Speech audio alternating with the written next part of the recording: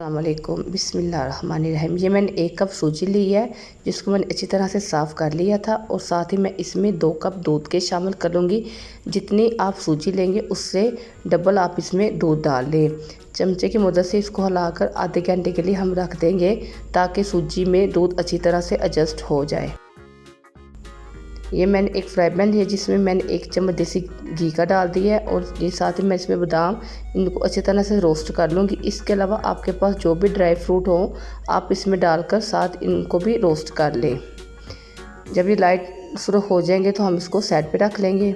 ये मैंने एक कढ़ाई ली है जिसमें मैंने 1/4 कप चीनी डाली है और साथ ही मैं इसमें 2 चम्मच पानी के शामिल करके इसको मेल्ट करने के लिए रख दूँगी। जब हम चम्मच की मदद से इसको थोड़ी देर हिलाएंगे तो ये चीनी हमारी सारी मेल्ट हो जाएगी।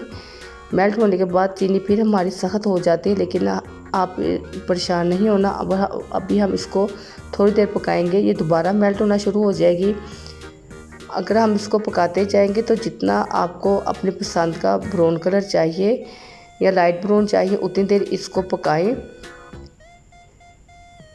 ये देखिए अब हमारा डार्क शेड आ गया है। अब मैं इसमें 1/4 कप देसी घी का डाल दूंगी। आपके पास देसी घी हो तो देसी घी डालें, अगर आपके पास वलैती घी हो तो आप उसको इस्तेमाल कर लें।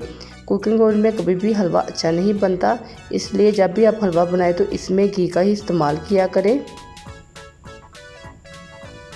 ये जो मैंने सूजी भिगो के रखी थी ये इधर आकर हम इसमें घी में ये शामिल कर लेंगे। जब हम दूध में भिगी हुई सूजी घी में डालेंगे तो जो हमारी चीनी है वो दोबारा से सख्त हो जाएगी, लेकिन जब हम इसको पकाते जाएंगे जी दोबारा इसमें सारी मेल्ट हो जाएगी। चमचे की मदद से इसको पकाते जाए ताकि जो हमारे हलवे का कच्चापन वो भी ख़त्म हो जाए और इसमें जो चीनी है वो भी अच्छी तरह से मेल्ट होकर एडजस्ट हो जाए। इसको पकाते जाएं ताकि उतनी देर पकाएं जब तक हमारा ये हलवा घी छोड़ना शुरू कर दे। ये देखिए काफ़ी हद तक हमारा हलवा रेडी हो गया। अब मैं इसमें जो मैंने बादाम रोस्ट किए थे वो आधे डालकर इसको थोड़ी देर पकाऊंगी। हमारे हलवे ने घी को छोड़ना शुरू कर दिया और हमारा हलवा रेडी हो गया है। ये देखिए हमारा मखनी हलवा रेडी। मेरे चैनल को सब्सक्राइब करना मत भूलिएगा।